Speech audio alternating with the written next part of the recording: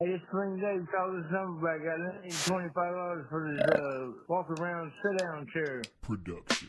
Watch this.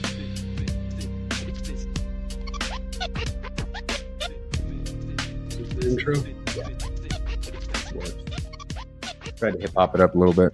P. Diddy produced it. Good evening. Thank you for those joining us live on Facebook, on YouTube. Very special welcome to those who are joining us for the first time. This is episode 48 of Been Around the Block. Been Around the Block has grown to something that we feel like is starting to make an impact. And just in the last 90 days, we've been able to reach 2.2 million people. Please don't forget to like, share, and follow our page to continue being a part of this movement. Our goal at Been Around the Block is to continue our mission to help destigmatize addiction and prove that not only your best years of life are yet to come, but life won't be boring. Even if you don't identify with what our mission is, these stories of triumphing over adversity are something we can all identify with. We also need to note that Been Around the Block is no way associated with, affiliated, nor do endorse any specific program of recovery.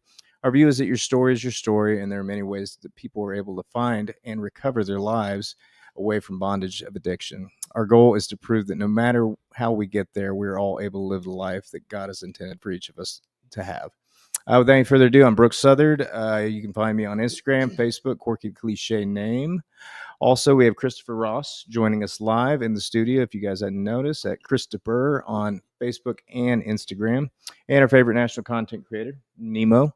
You know where to find him. He can also be found on Linktree at Nemo Sparks, and coming soon, nemosparks.com. And of course, our guest for episode 48, Kyle Sage Bailey. Do you prefer to go by Kyle or just Sage? Sage? Perfect. Okay. So, glad to have you here, man. We're really looking forward to this tonight.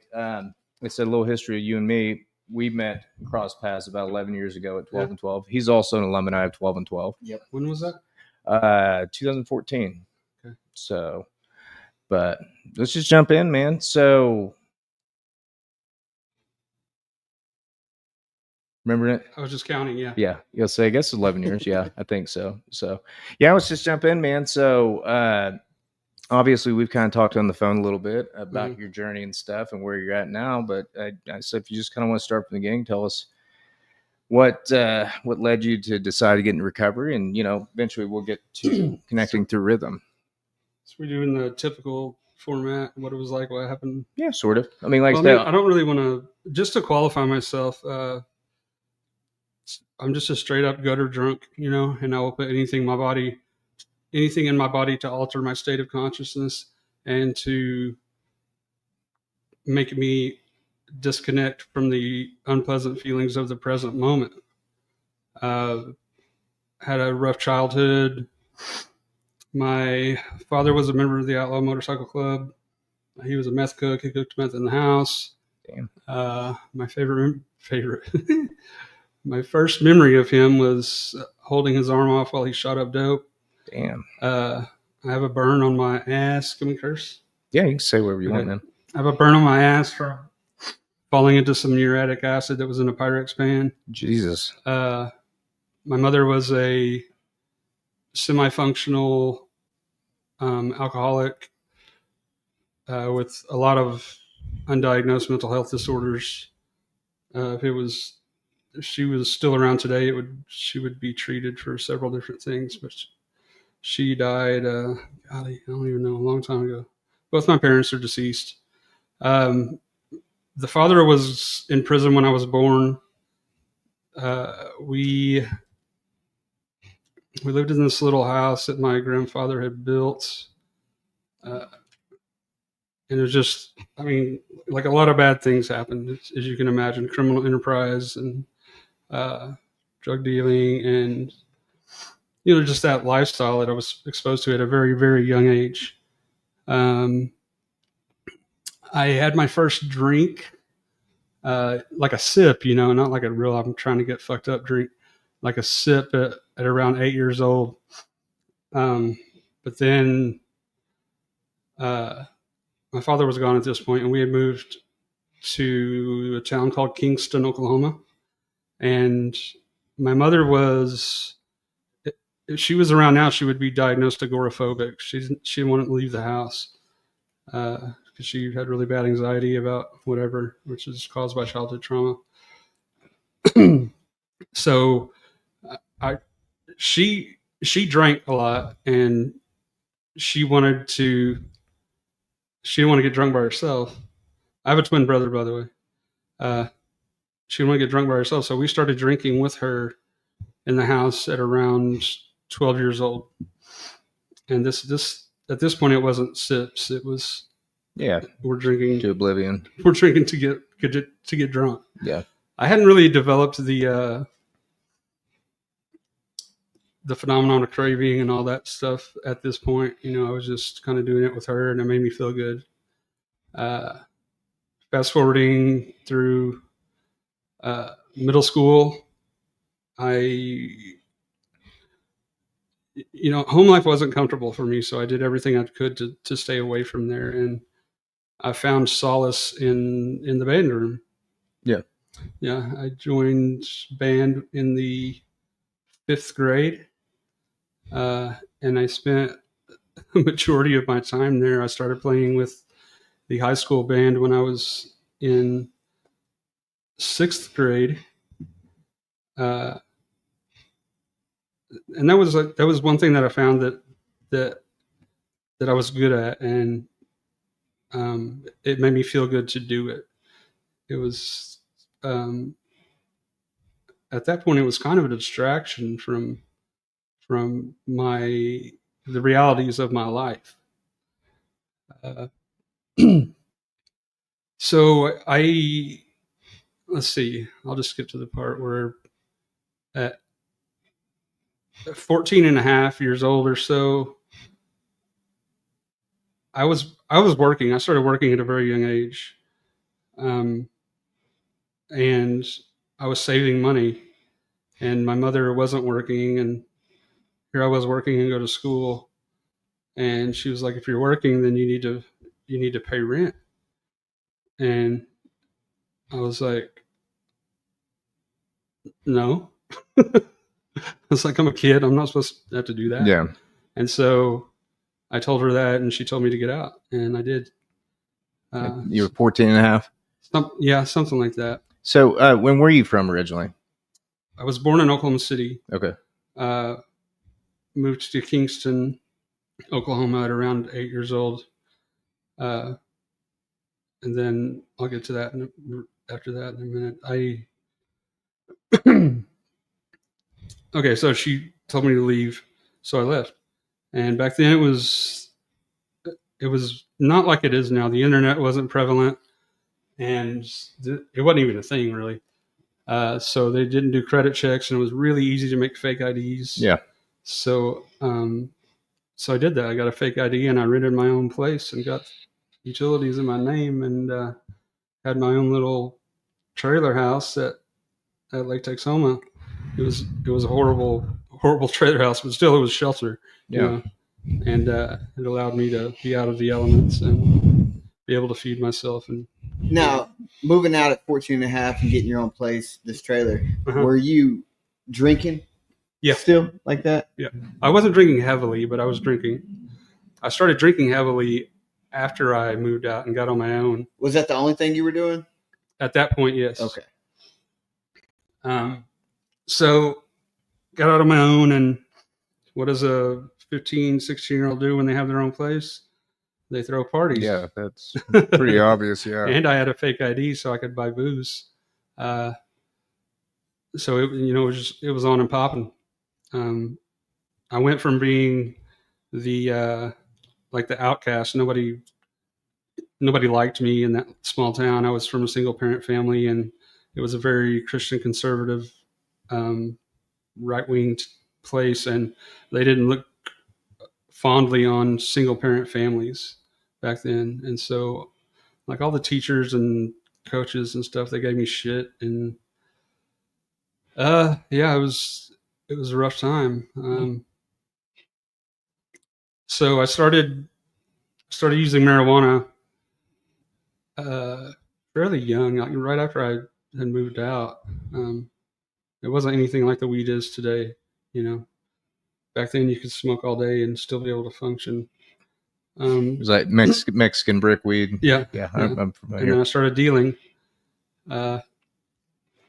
So we had this connect, and I was going to get elbows and running it back, and breaking them down, and then the same guy that hooked me up with the Connect for the weed was doing cocaine and a lot of it, and that's when I started doing that. And we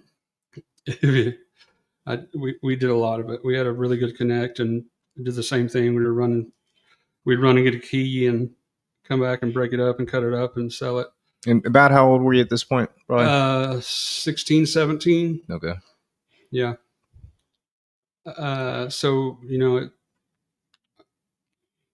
I hadn't started drinking every day yet, though. I would drink a lot, but it was like kind of bingey stuff, you know, we'll get drunk all weekend and then recover for a week. Then the cocaine thing started, and I started binge drinking when moved out of that little trailer house and moved into this house that was, man, I don't know if I should talk about this. They're probably not going to hear it. Anyway, there was this little house behind a convenience store that was part of a hotel, and there was a sidewalk from our back door to the back storeroom of the store. So, and this is a small town, nobody locked their doors, so I had access to massive amounts of alcohol for free. So that's when I started drinking every day around 17, 18.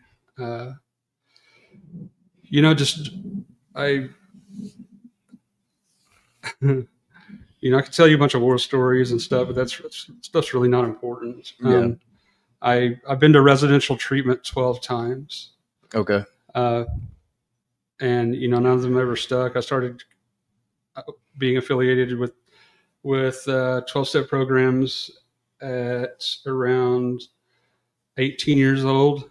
Became really involved, and I mean really involved. Committees, conferences, every day. Yeah, service 3 times work a day. deal.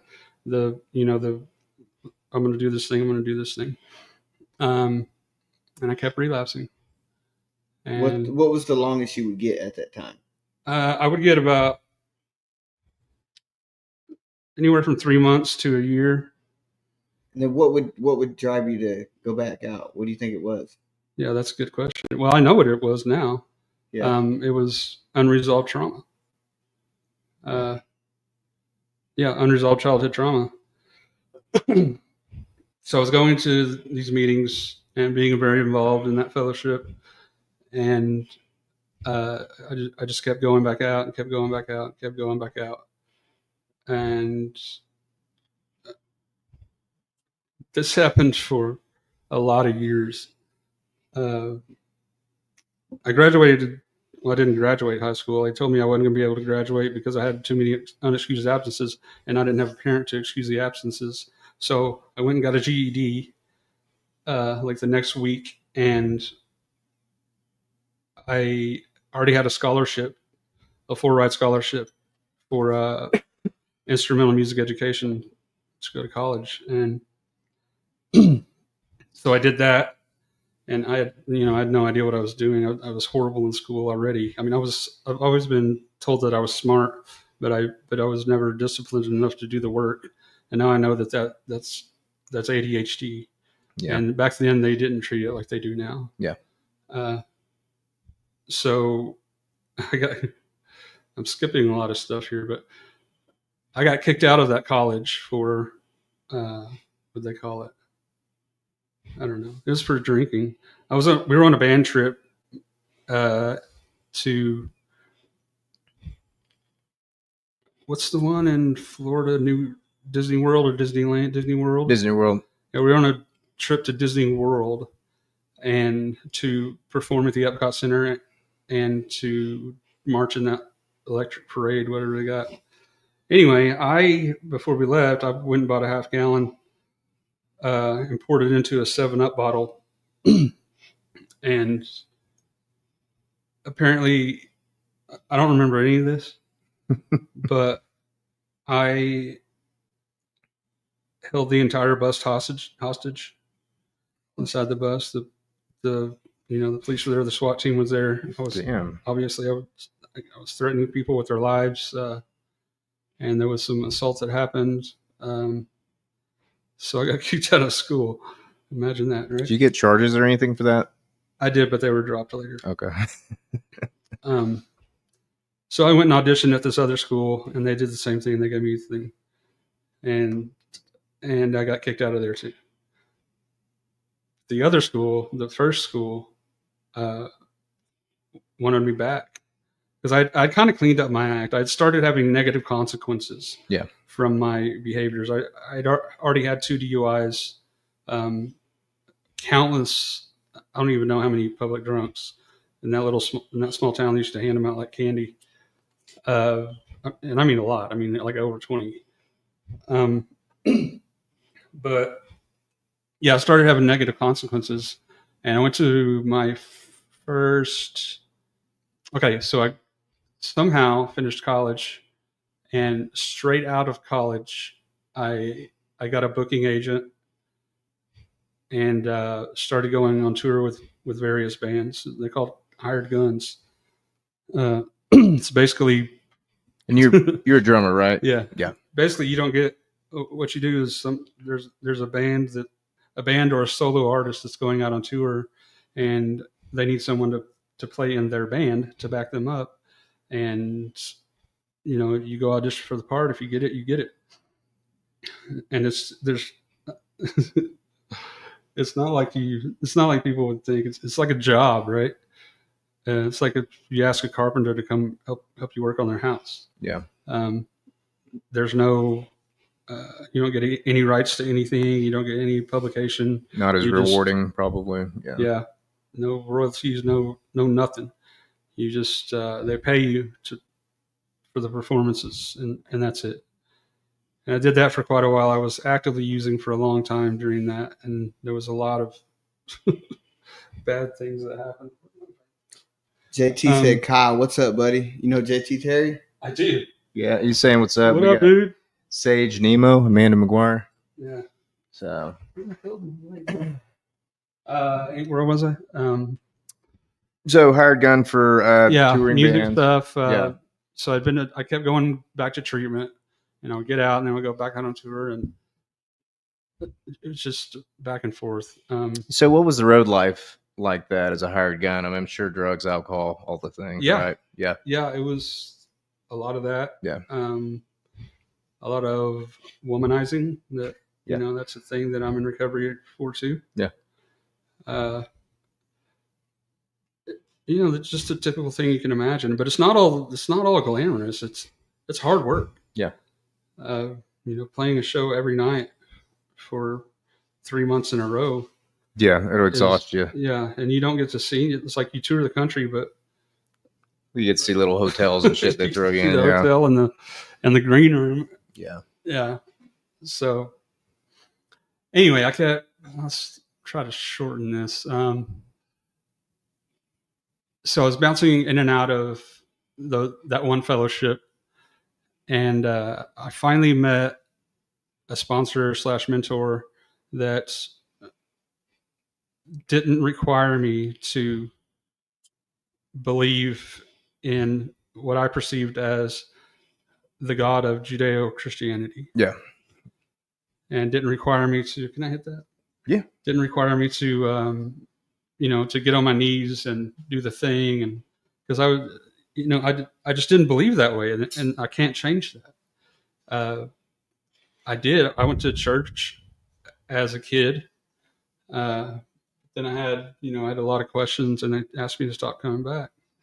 And then I actually read the book that they use. And that's when I was like, this ain't for me, dude. Yeah. Doesn't make sense to me. I don't know why it would make sense to anyone else. It's just not for me. And so I find these sponsors, mentors that would, want me to do these things that are like traditional in the Midwest in the recovery field. It's not like that everywhere. Yeah. But I finally found a sponsor that introduced me to some Eastern philosophies, and I got really deep into meditation and mindfulness. Yeah. And I dove really deep. it was one thing in my life that I finally had started feeling some peace. Yeah, just with your spirituality and stuff. Yeah. Is that like Buddhism? Yep. Okay.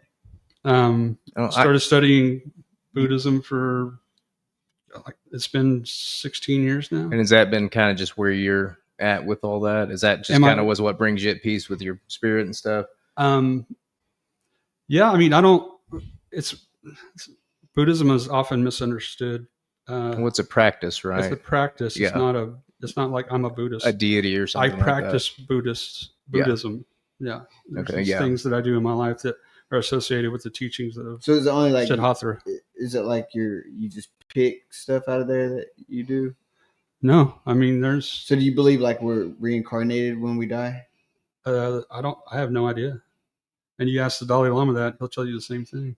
But there are ancient writings that talk about that, but I don't know. You could get into all the somatics of Buddhism, all the different books that are written, and it's just like, what does Buddhism tell you to Christianity, that book has been written over and over and over and over and over and over and over and over. Yeah. And it's nothing like it was intended to be originally. Like you look at Christianity now and it's like, what the fuck is this? Yeah. So Buddhism, I mean, I just practice basic Vipassana Buddhism. There's 4 Noble Truths and the Eightfold Path. And the 4 Noble Truths, like I can run through these real quick. The first Noble Truth is that we will learn the truth of suffering. There's several ways you can say that. There is suffering in this world. I acknowledge that there is suffering. That this world, being a part of this world, I'm going to experience suffering. Yeah. The second Noble Truth is learning the cause of suffering. And the cause of suffering is craving. Okay. Attachment.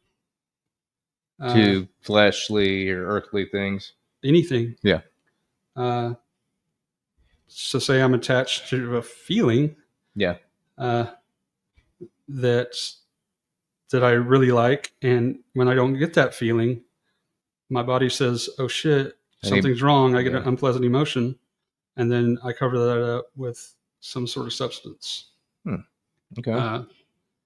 So the cause of suffering is attachment or craving, and the last two are, I won't go into them, but it's basically you follow this thing called the Eightfold Path, and it's about living ethically. We don't chill, we don't steal, we don't steal, we don't cheat, we don't harm things. We in our professional lives, we try to do things that are in alignment with our beliefs. There's 8 of those. Those are really not important, but anyway, I actually went to a monastery. I lived in a monastery for about a year. Where was that at? In California. Okay. Northern California. And that's when I started getting involved with these mindfulness-based recovery programs.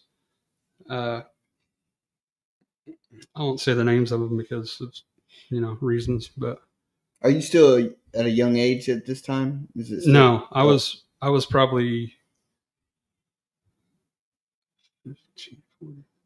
20s, late 20s, early 30s. And so that's where I found my solace. I started a meditation practice that I was very serious about. I was doing 20 minutes twice a day back then. And there's evidence that shows that when we practice this certain type of meditation, that it rewires the brain, creates neuroplasticity, and creates an avenue where I can train myself. Instead of this unpleasant emotion arises, I don't like it. Instead of subconsciously, my brain says, I know how to get rid of that. Yeah. A fifth of vodka and a blue Valium will get rid of that. Yeah. In a heartbeat, yeah. So I can retrain my brain to sit with this unpleasant emotion and just to let it happen. I'm sad, and it's okay that I'm sad. Yeah. And well, that's part of life. Yeah. When I just learned to sit with my emotions, I found a lot of peace. I I was going to leave out. I left out one thing when I was young. I experienced a lot of childhood abuse, physical, sexual, verbal neglect, abandonment, all that scarcity, and that that plays a role later on. I used to be a very violent person, and I know now from years of therapy that I would go out and seek violent situations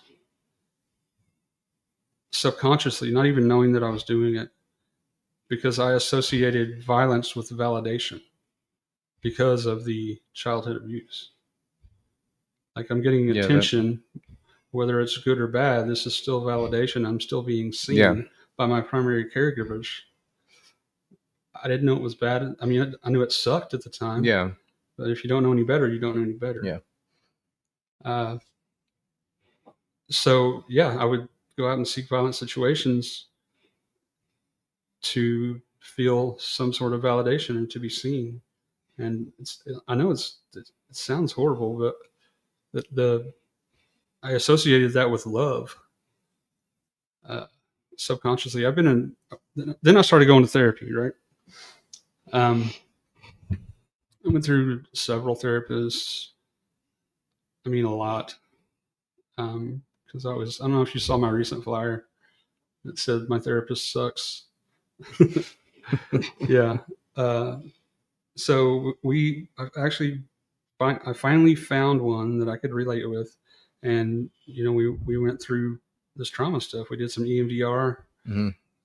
We did a lot of CBT, a lot of DBT, and later on, about 8 years ago, 7 years ago, something like that, I went back to school, and now I am a therapist. I'm a CADC2. I CADC2 actually. Okay. So Do you have your own practice? There's a story that goes with that too. So I was working very recently with. I'm not even really supposed to talk about this because it's in litigation, but I can tell you a little bit. I was working for a company. We don't have to say their name.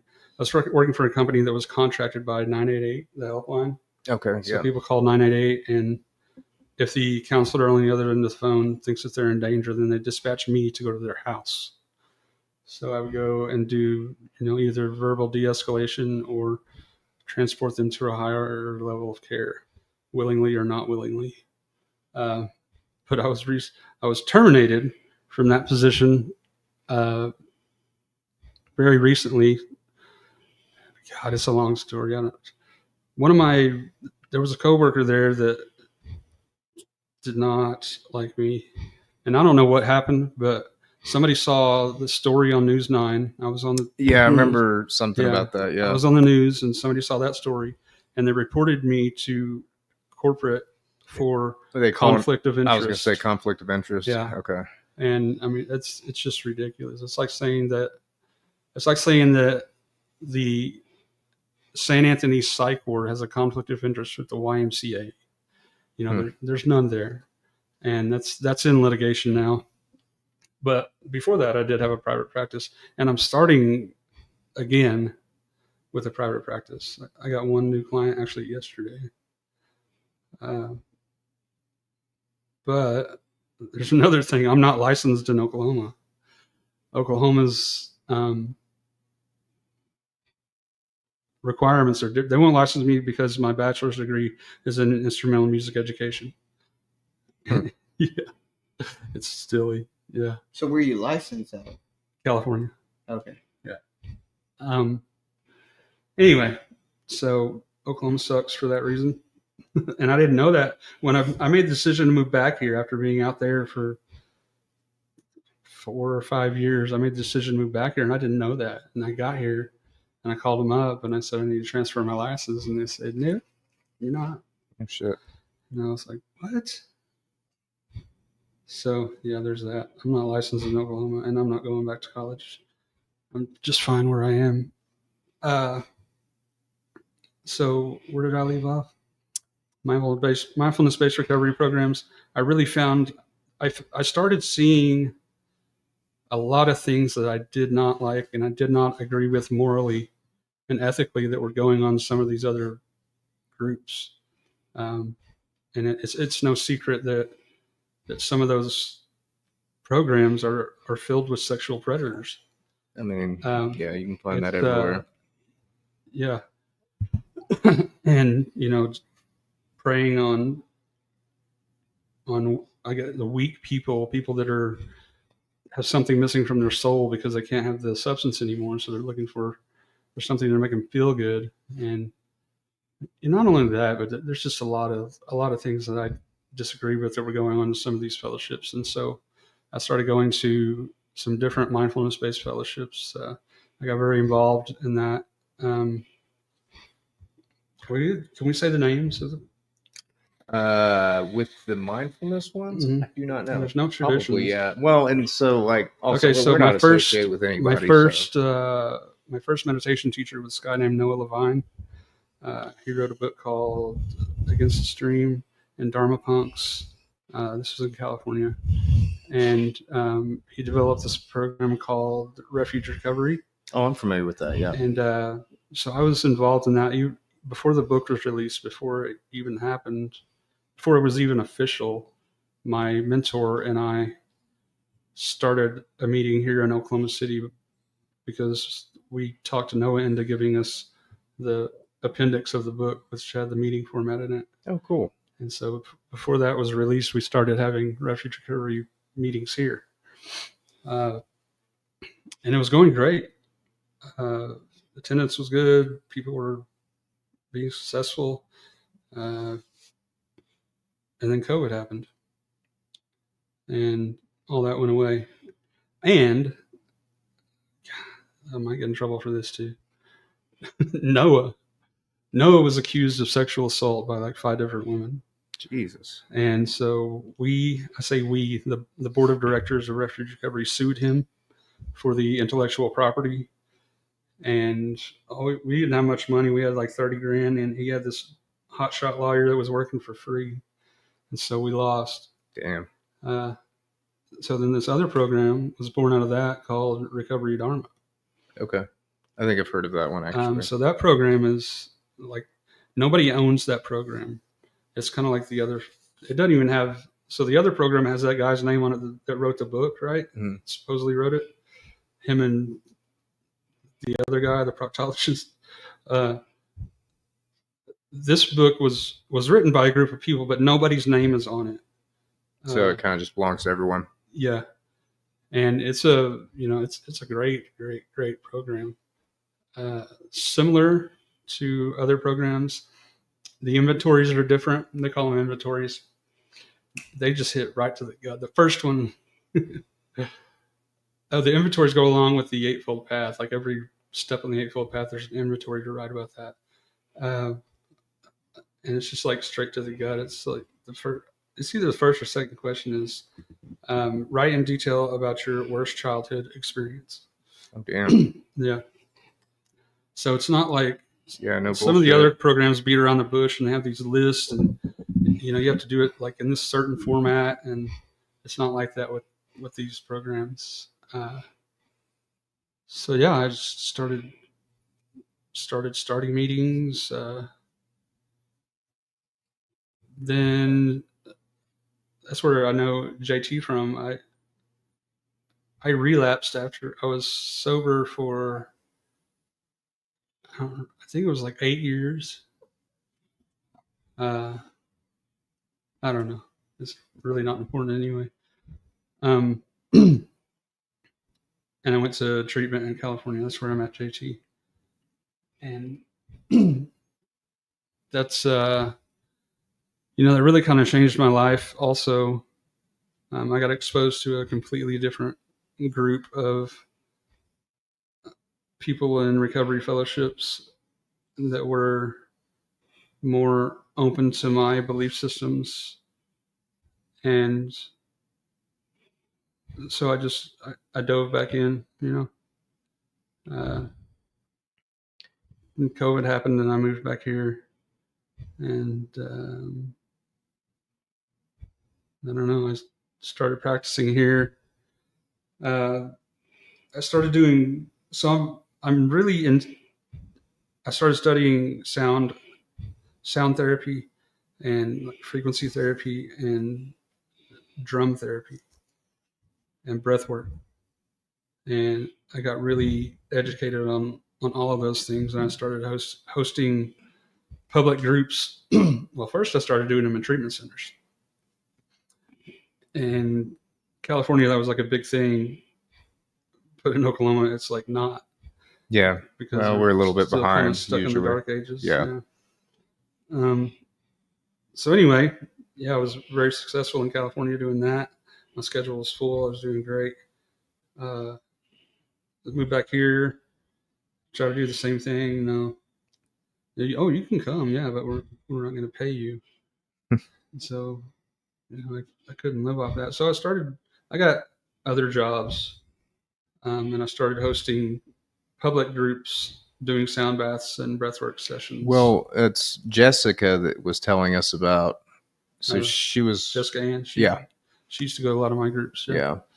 I started hosting these publicly for free, donation based. I asked for, if you can afford to pay, Helps keep. it helps, because there's a lot of overhead involved. I got to rent the space.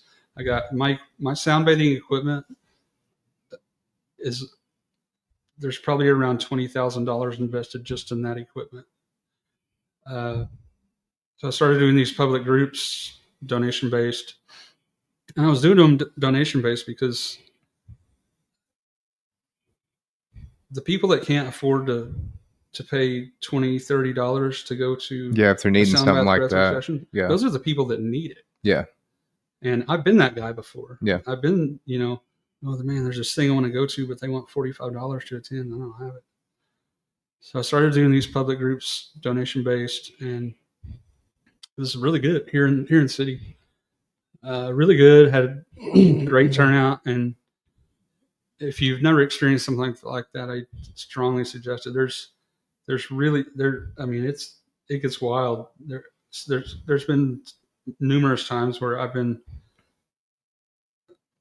in the middle of the group playing and guiding people through the breathwork session, and I think that I may have to stop because this person might be having a seizure.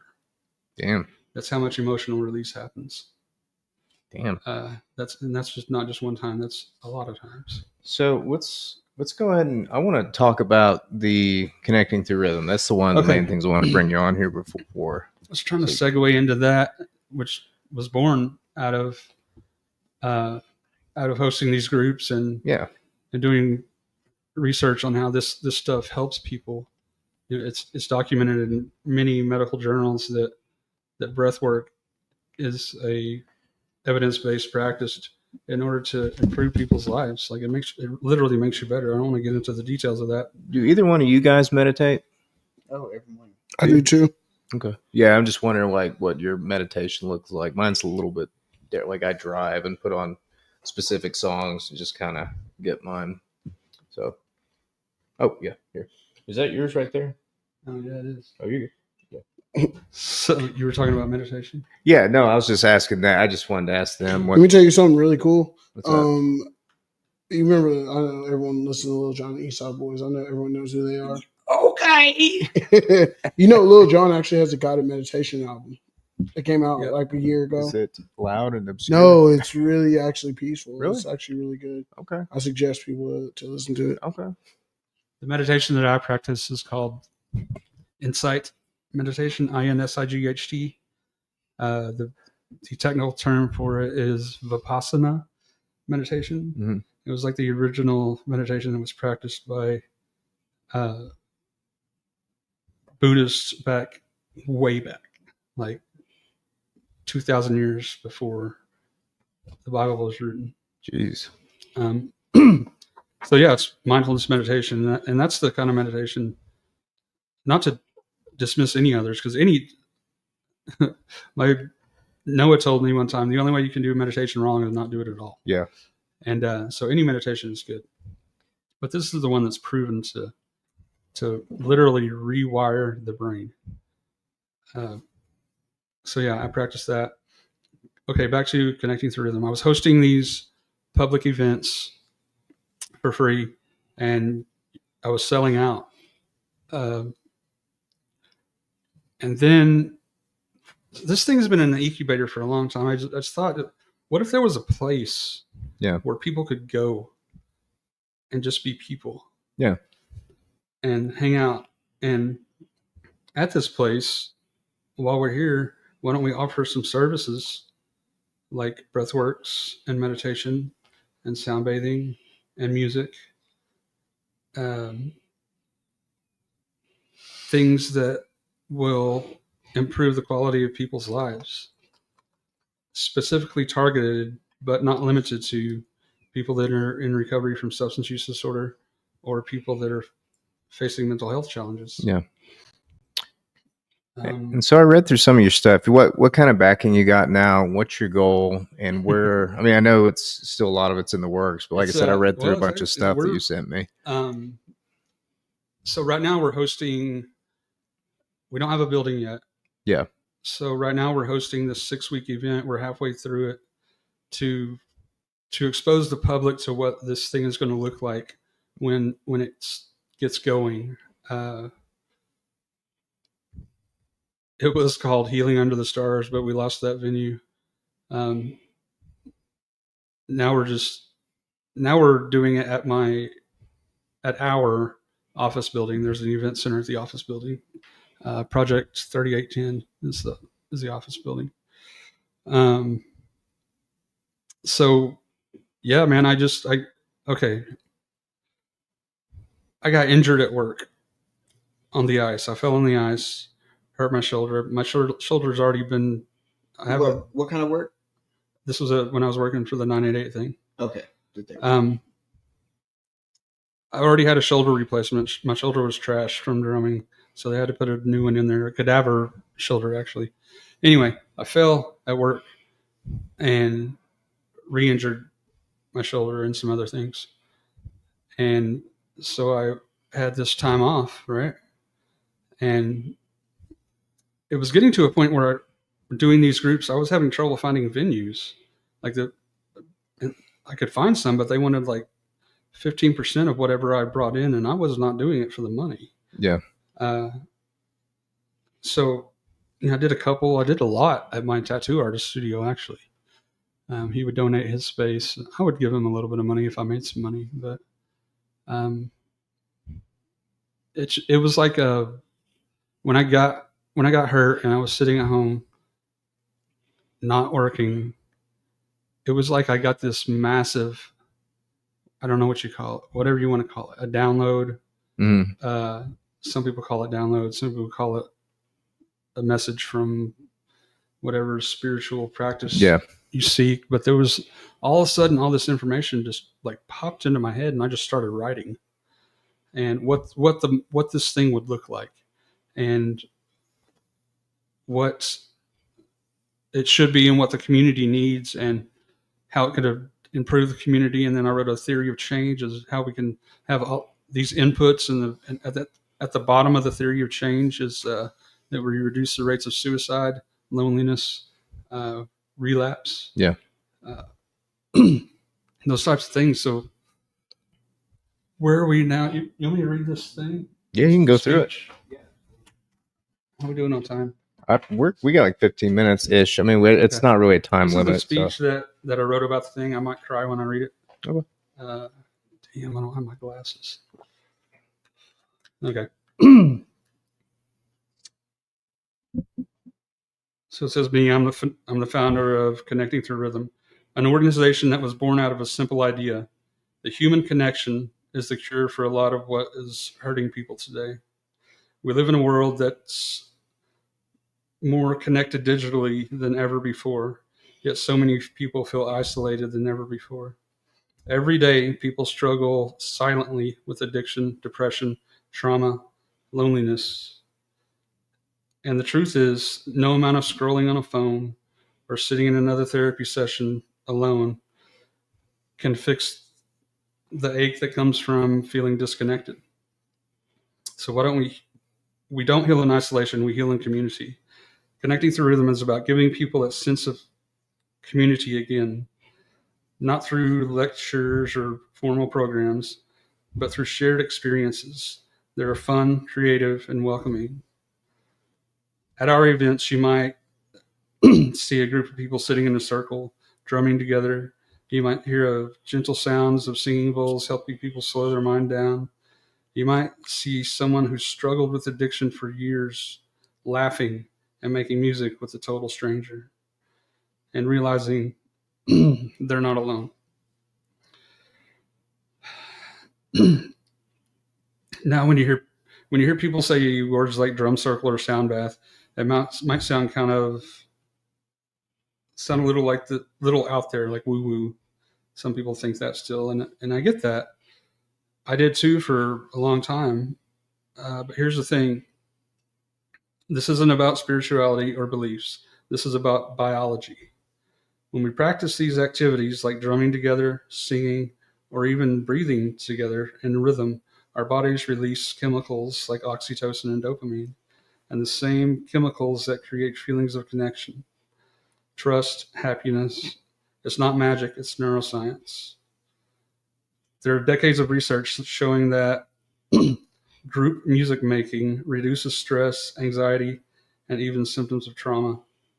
There are studies showing that rhythmic activities harmonize brain waves, lower blood pressure, and create a real psychological sense of safety and belonging. And when people feel safe, they feel connected, that's when the true healing starts.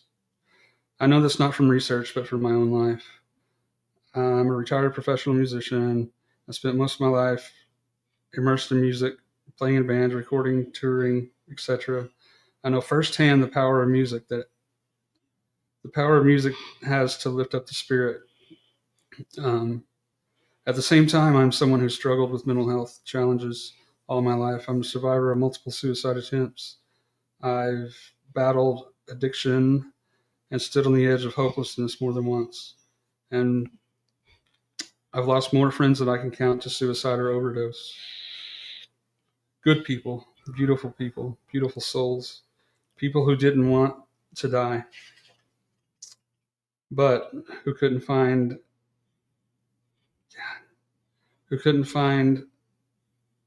their way through the darkness. Okay, I don't have my glasses, I'm sorry. You're good, man. That's why this works. That's why this work is so personal to me. It's not a job. It's not a career move. It's a mission. It's a way of giving back what I was freely given when I needed it the most. I've also worked professionally in the mental health field and addiction recovery field for a very long time, supporting people in crisis, doing in-person mental health responses, and walking alongside people in their rawest, most vulnerable moments. When I talk about recovery, resilience, and healing, I'm not speaking from theory. I'm speaking from the front lines. I'm speaking from lived experience. The kind of space we're building is a space where you don't have to explain yourself. You don't have to perform to fit in any kind of box. You can just show up exactly as you are and know that you're welcome. We do drum circles, meditation classes, sound healing sessions, art workshops, and sober social events. But really, those are just a vessel. The purpose behind everything we do is to rebuild the human spirit, to get people to remember who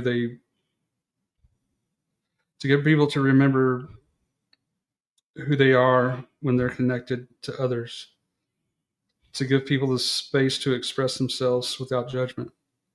And I want people to know every event we organize, every program we offer is all done through volunteer work.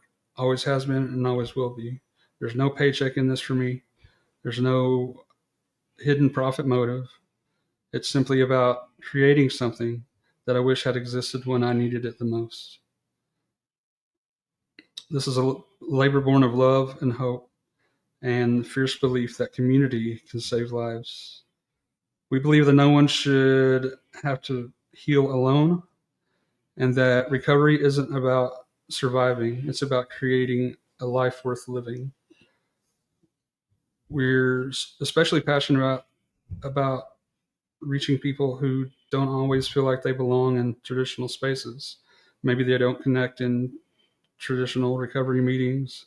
Maybe they've been to religious institutions and hurt by them. Maybe they're just don't feel like they fit in anywhere. And at Connecting Through Rhythm, we are come as you are, you're already enough.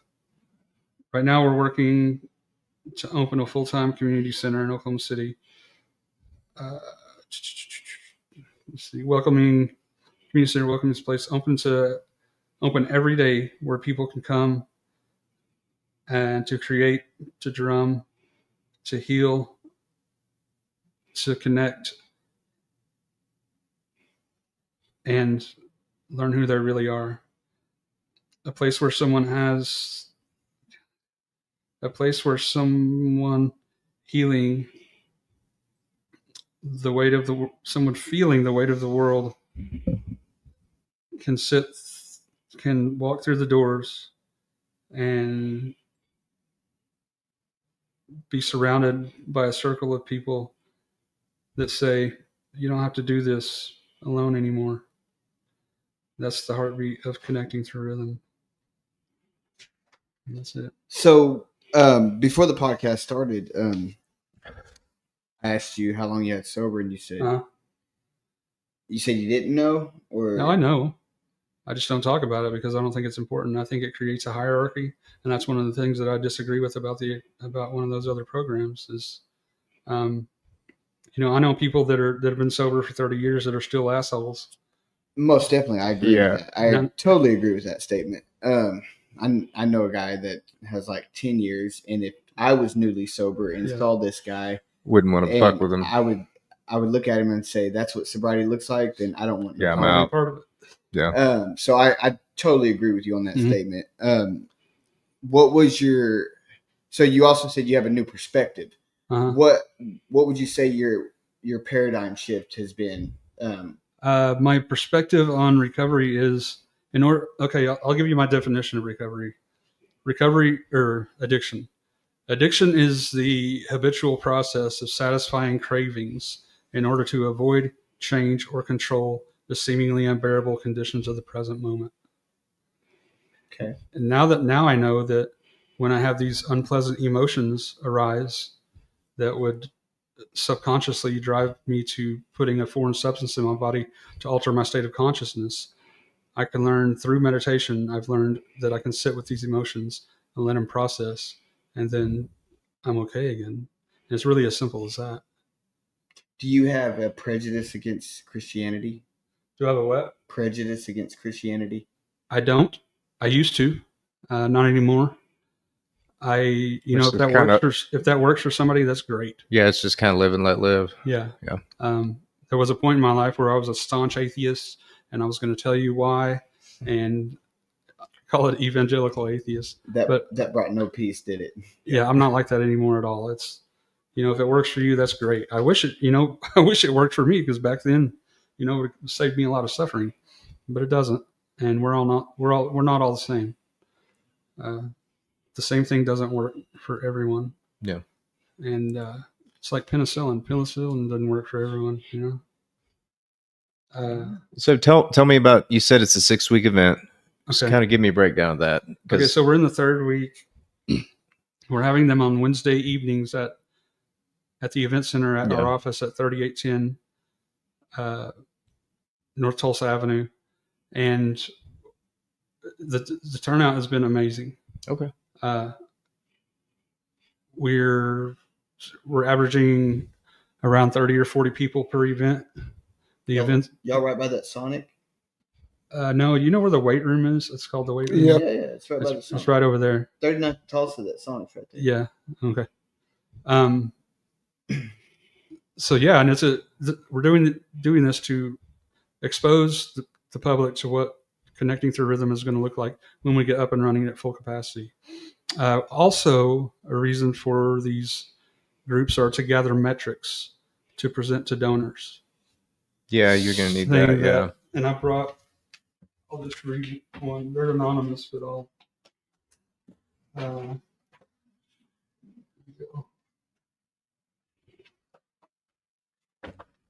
Okay.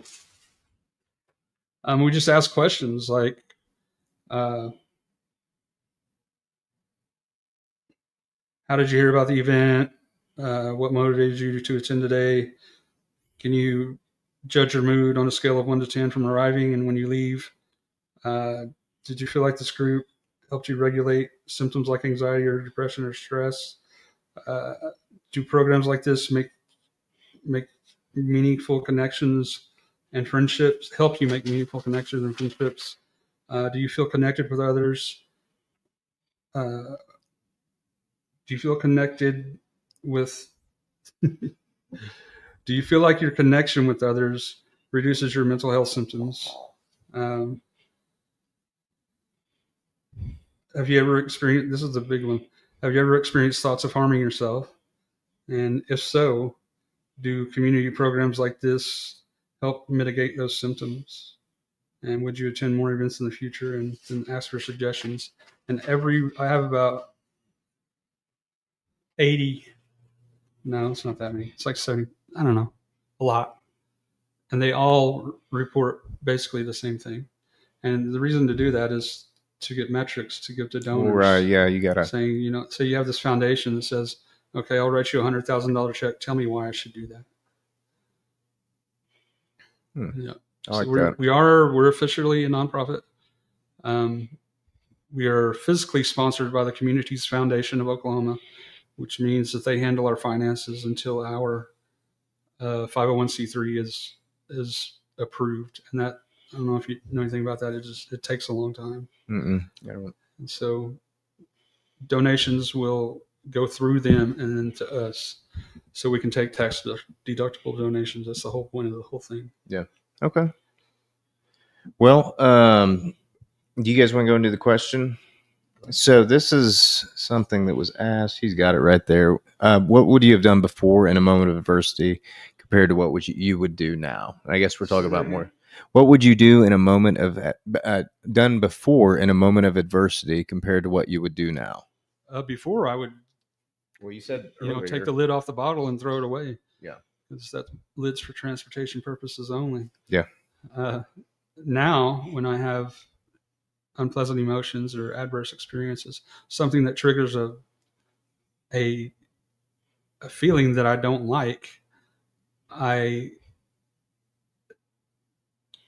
calm myself. I literally go away somewhere and just sit and feel those emotions. Yeah. And let it just process. If it envelops my body, if I'm going to sob, I'm going to sob. If I'm going to get mad, I'm going to get mad. But I just let those emotions happen, and instead of trying to push them away. Okay. Do you have a question for our next guest? Do I have one? Yeah. Who's the next guest? I don't know. Who is the next guest? Is that like it's Jeremy Johnson, ain't it? Let me check. Okay. Yeah, I don't know. Do I have a question for them? Wow. It could be anything.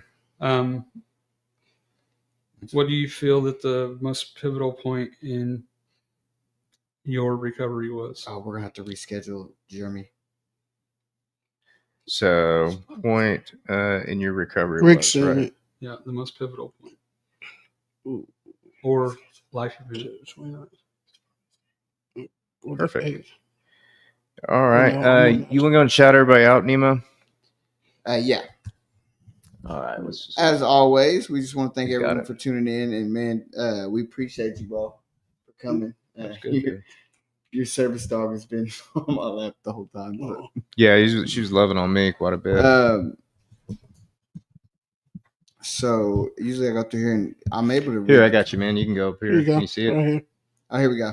So shout out to Banjo. I'm looking at mine, so I don't know if they're all going to be on here. No, you gotta look up here, bro. Okay. Yeah, he's got it. Yeah. Shout out to Jeffrey McCorkle. He says his sister loves you, bro. Well, tell her thank you. Shout out to Keith Lapster, Christopher Cole. Oh, we know Chris Cole. JT Terry, Amanda McGuire. I know, man, to see you. William Timmons, Carlos Zabala, Kelly Boast, Tori Moore. He was having problems watching it because of his Wi-Fi, but he tunes in every week, man. So shout out to all y'all, and we appreciate you. Yeah. So is that all we got? So Yeah. you can follow Connecting Through Rhythm on Instagram, Facebook. It's just, I mean, literally type in Connecting Through Rhythm and they'll pop up, and you can follow the events there. Well, and you're creating a website right now, right? I have a website. Okay. So connectingthroughRhythm.com. there you go. So, and thank you so much for coming on and sharing about that. We look forward to seeing what happens with Connecting Through Rhythm. But man, it's been great for you to come on the episode. And yeah, I appreciate being invited. yeah, absolutely, man. So, and I'll see you Wednesday. Right. So, oh yeah, you should come Wednesday. Brooke's going to be there. Yeah. Y'all jamming out Wednesday? I'm going to just kind of share a little bit about my recovery story and then play some original tunes. And Right on. We're going to do an awareness of sound meditation. yeah, so it's gonna be good, man. So thank you guys for tuning in. I mean, I know a lot of you guys will catch us in syndication, but this has been Running Around the Block, episode 48. Thanks, guys. Hey, it's Swing Dave. Call this number back. I need $25 for this walk around sit down chair. Production.